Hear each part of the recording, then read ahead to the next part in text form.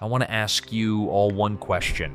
If an artificial intelligence looked at the oldest temple on Earth, a place built before the wheel, before metal, before farming itself, and then calculated exactly how it was built, step by step with numbers, would you believe it?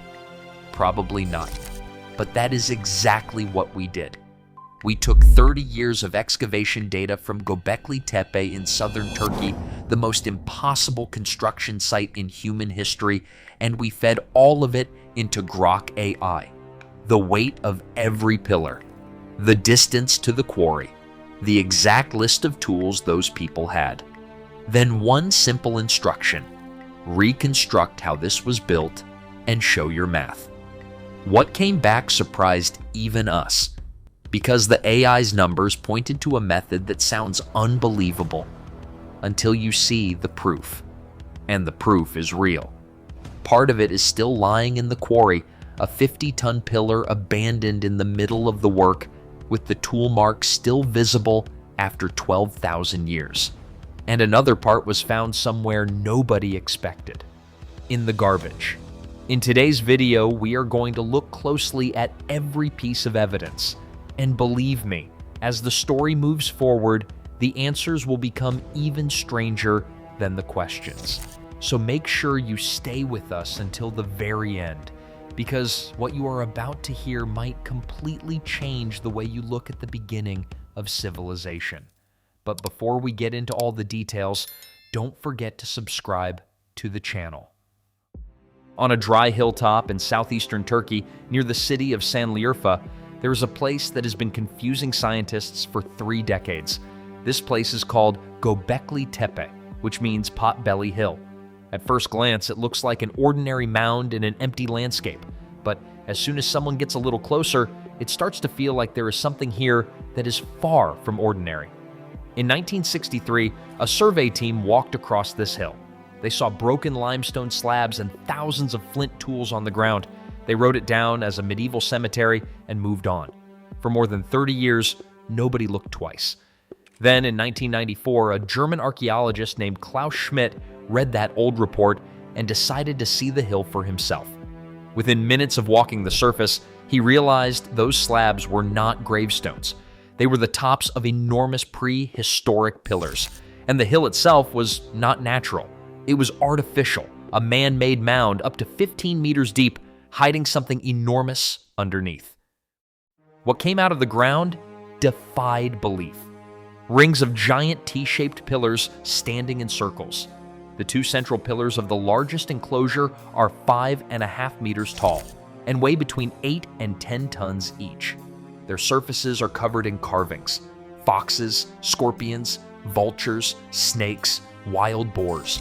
And the strangest detail of all, the great central pillars have arms, hands, and belts carved into them. They are not just pillars, they are stylized beings standing in silent circles.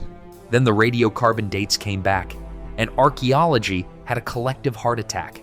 9,600 BC. That makes Göbekli Tepe around 7,000 years older than the Great Pyramid and 6,000 years older than Stonehenge. When these pillars went up, the last ice age had barely ended. Now here is why that date is such a huge problem. For about 100 years, history books have told the story of civilization in one fixed order. First, humans invent farming. Farming creates extra food. Extra food allows villages. Villages grow into cities, and only at the very end of that chain do humans build great temples. Survival first, gods later. But at 9,600 BC, there is no farming anywhere on Earth. No villages worth the name, no pottery, no metal, no wheel, and no writing. The builders of Göbekli Tepe were hunter-gatherers, small wandering bands of people who, according to the textbooks, should not have been able to organize anything bigger than a hunting trip. And yet, mainstream archaeologists themselves calculated that moving the largest stones here would have required up to 500 coordinated workers. 500 people. No kings to command them, no money to pay them, no record of how it was done. On one side, the history books say this is impossible. On the other side, the pillars are standing right there. So which one is lying? At first, many experts simply refused to accept the dates. Some suggested contaminated samples. Others argued the pillars had to belong to a later culture that somehow left no other trace, because accepting the dates meant accepting that the most basic chapter of the history books was written backwards. But the dates were tested again and again, and they held. Today, even the most conservative archaeologists accept the numbers. The impossible building is real, which means the problem is not the building. The problem is the story we were told about the people. What exactly did Grok AI see? When we realized that the old story could not explain the site, we decided to take a different approach. Instead of relying on opinions, we handed the entire problem to artificial intelligence, and we did it on camera. You may have seen other videos claiming that an AI already decoded this place. Here is a fact worth knowing. No official AI study of Gobekli Tepe has ever been published. Not one. So we ran the experiment ourselves. We gave Grok the published excavation data that archaeologists actually use. Limestone pillars weighing 10 to 20 tons, with unfinished pieces up to 50 tons. A quarry located between 100 and 500 meters from the enclosures. And a strict list of available technology. Flint tools, wood, rope, fire, and human muscle. No wheel, no metal, no animals to pull anything. The AI was not told what theory to support. Its only job was to reconstruct a method that fits the physics and to calculate the workforce. The answer came back as a build plan in 4 phases: quarry, extract, transport, erect. Phase 1 was the clever part. You do not cut a 50-ton block free and then shape it. You carve the outline of the pillar directly into the bedrock first by cutting narrow channels around it with flint picks. This works because the local limestone is soft when it is freshly exposed. Phase 2, you undercut the pillar and crack it loose from below with wooden levers and stone wedges. Phase 3, you place it on a wooden sledge and pull it over a prepared track with rope teams. Phase 4, you tip the pillar into a socket cut into the floor and haul it upright with ropes and timber. Then came the numbers. For a 10-ton pillar moved a few hundred meters, the AI estimated between 100 and 200 haulers, working for days, not years. For the 50-ton monster, close to 500 people. Almost exactly the number archaeologists had published. 2 completely different methods, human and machine, arriving at the same figure. And then the AI added one calculation that nobody had asked for. Hauling crews of that size burn millions of calories over a single project, which means whoever organized this work also had to solve a second problem that is almost never talked about: feeding hundreds of laborers for days at a time on a dry hilltop in a world without farms. Keep that detail in your mind, because in a few minutes, it is going to become the biggest clue in this entire story. But a calculation is still just a calculation. The question was whether human beings could really do this, and the answer to that question was photographed in 1917. Which real-world evidence did the AI match? On a remote island in Indonesia called Nias, communities were still raising giant stones at grave sites in the early 20th century. European researchers were standing right there, writing everything down. In one documented case, 525 men hauled a megalithic stone block 3 kilometers in 3 days. Their entire toolkit was a wooden sledge, ropes, log tracks, and a feast thrown by the family who ordered the stone. Read those numbers again. 525 men, 3 kilometers, 3 days. No wheel, no metal, no animals. Real people, photographed, doing what the textbooks call impossible. And now comes the detail that changes everything. On Nias, the stone traveled 3 kilometers. At Göbekli Tepe, the stones only had to travel between 100 and 500 meters because the site sits directly on top of its own quarry. The whole plateau is workable limestone, and the flint needed to carve it is lying around everywhere. And there is more. On Easter Island, modern experiments showed that a team of just 16 people can walk a 10-ton statue forward about 100 meters a day by rocking it side to side with ropes. 16 people. So when the AI concluded that rope teams and sledges could raise this site in days and weeks rather than centuries, that was not a fantasy. It was a method that humans have demonstrated and documented and photographed. But theory is one thing, physical proof is another, and this is where that abandoned pillar from the beginning of the video comes back into the story. In the quarry area of Gobekli Tepe, archaeologists found an unfinished T-pillar still attached to the living bedrock. It is around 7 meters long and its estimated weight is 50 tons. If it had been finished, it would have been the largest pillar at the entire site.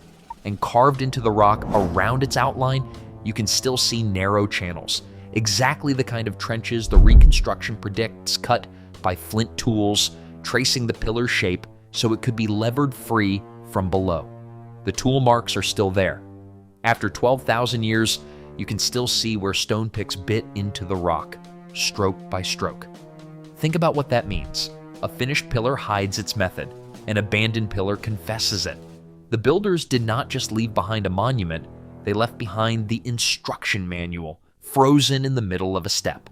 And there is a second piece of physical proof that most videos never mention. Moving a pillar is one challenge. Standing it upright is another. How do you raise a 10-ton stone vertical without a crane? The AI's answer was simple. You do not lift it. You tip it. You cut a socket into the bedrock floor, slide the base of the pillar to its edge, and then haul the top upward with ropes and timber until gravity drops it into place. And when you look at the floors of the enclosures today, the sockets are right there, carved into the bedrock exactly where every pillar stands. In some places, stone wedges are still jammed beside the pillar bases, placed there 12,000 years ago to hold them straight.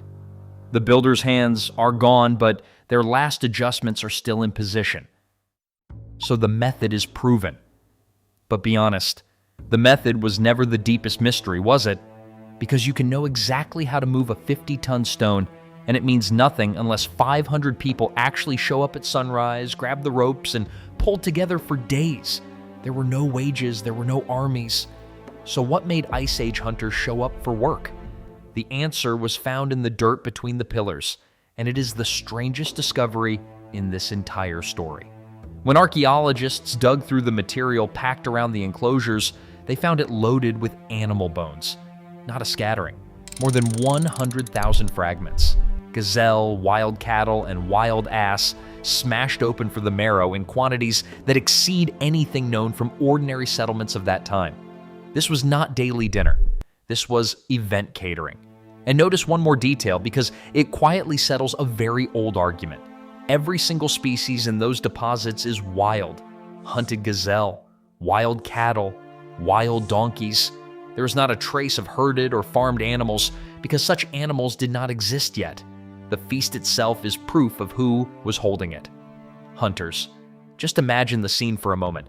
Smoke rising over the hill, hundreds of people arriving from across the plains, meat roasting in quantities no family could ever eat alone. And in the middle of it all, ropes, sledges, and a pillar waiting to rise. The picture that emerged stunned researchers. Enormous feasts timed to the construction itself. Hundreds of people gathering from across the region, eating, celebrating, and building. The trash heap is the labor receipt. 12,000 years later, we can literally read the catering bill of the world's first mega project. It tells us who built Gobekli Tepe better than any theory ever could. Not slaves, not a lost race, guests. And then there are the vats. Built into the rooms, researchers found 6 huge limestone troughs, far too heavy to move, with capacities of up to 160 liters each. On their inner walls, a grayish-black residue. Preliminary chemical analysis pointed at something that made headlines around the world. Indications of brewing. Beer. Now, the scientists themselves are careful here. They call this evidence tentative, and it is still being debated. But it fits a pattern that is very hard to ignore. Anthropologists have a name for this. Feast-driven labor. Think of a barn raising, where a whole community shows up at sunrise and a barn exists by dinner, paid in food, in status, and in the promise that everyone will come to your barn raising too. It has been documented from Indonesia to the Pacific Northwest. Gobekli Tepe is simply the oldest and biggest receipt for it ever found. But when the AI cross-referenced the feasting data with the region's plant record, it flags something far bigger, something that turns the entire history of civilization upside down. Why is the timeline running in reverse? Just a short distance from Gobekli Tepe stands a mountain called Karakadag. In the 1990s, geneticists ran DNA fingerprinting on the wild wheat growing on its slopes. The result made history. That wheat is the closest living relative of einkorn, the first grain humans ever domesticated. In other words, farming itself appears to have been born in the immediate neighborhood of this temple. And here is the detail that should give you chills. The dating suggests agriculture took hold there roughly 5 centuries after construction at Gobekli Tepe began. The temple came first. Farming came after.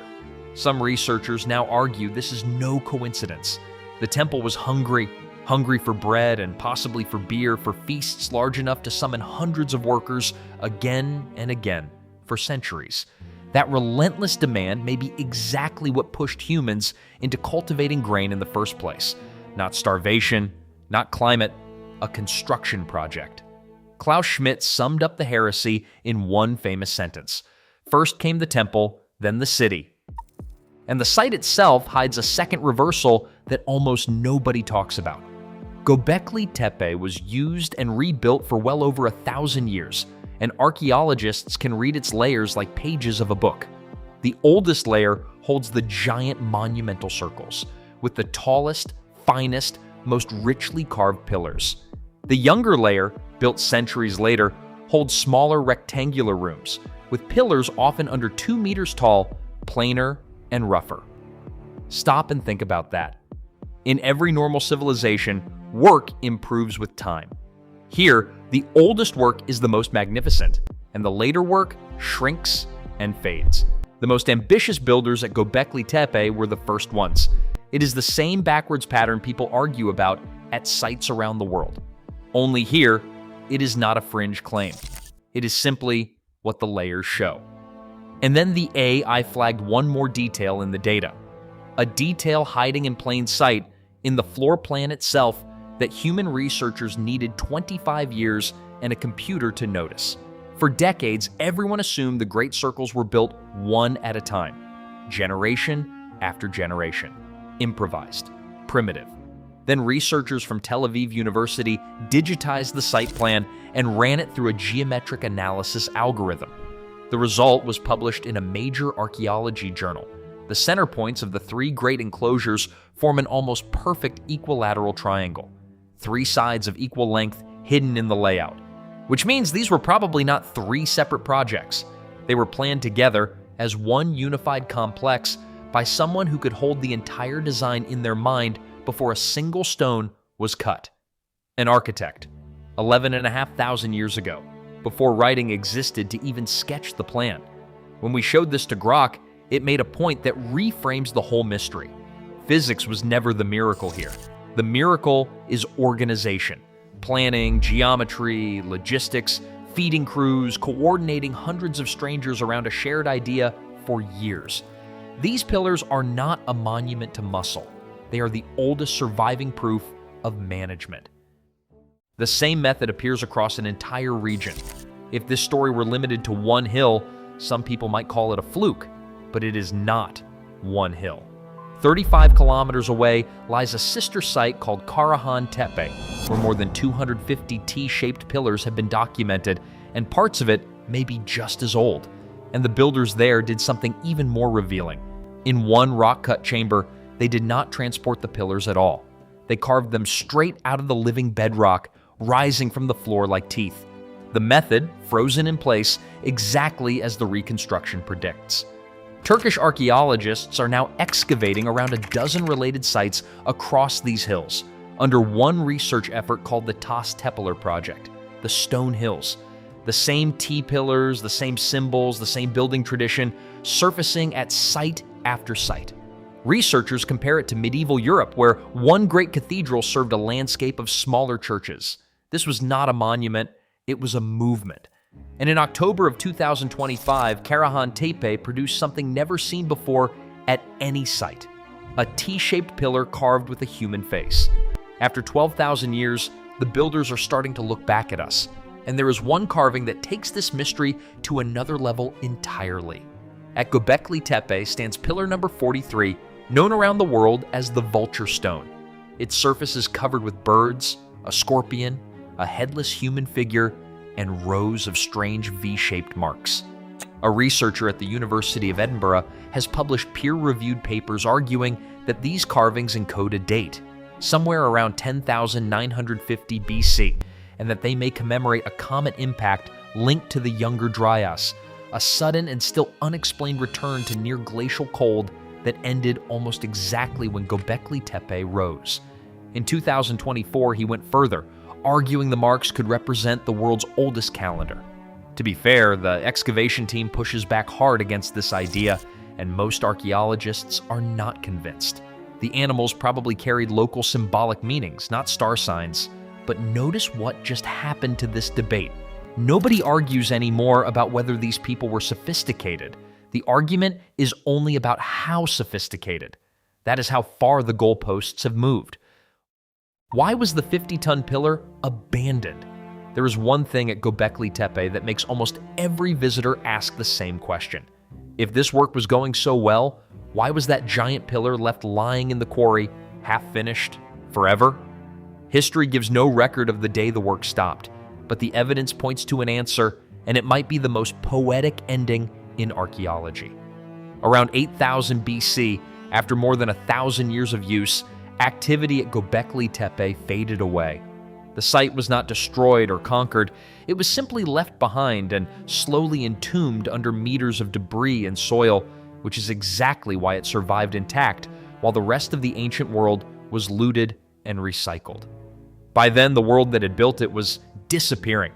Farming villages were spreading across the region.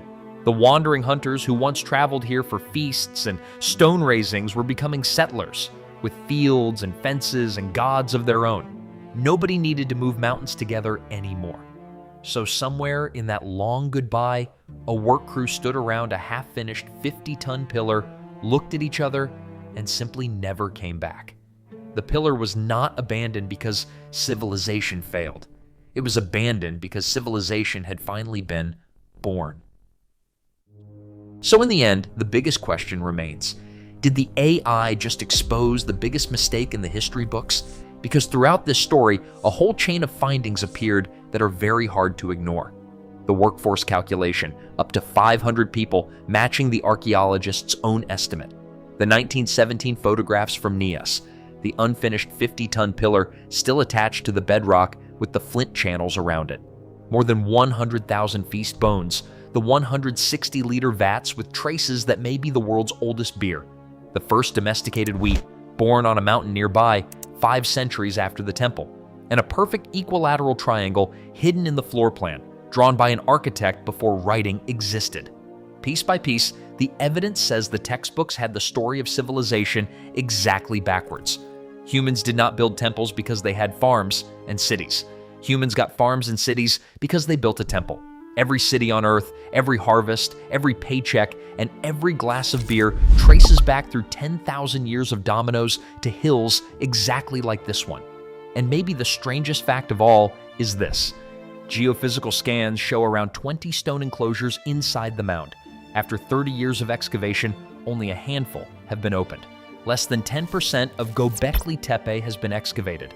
In 2025, the team announced they had found a human statue deliberately sealed inside one of the walls, placed there 12,000 years ago as an offering, hidden in the temple's own body this entire time. The overwhelming majority of this place is still underground, untouched, holding whatever it holds. We finally know how it was built. We still do not truly know why. The pillar is still there, the tool marks are still there, and that abandoned 50-ton stone is not asking anyone for answers anymore. It is quietly taking the answers away from history itself. If you also feel that many secrets of history are still hidden, then subscribe to the channel and press the bell icon so you can be the first to watch our next video, where we go deep into Karahan Tepe, the sister site where the pillars grow straight out of the mountain and where a carved face has been waiting 12,000 years for someone to look back.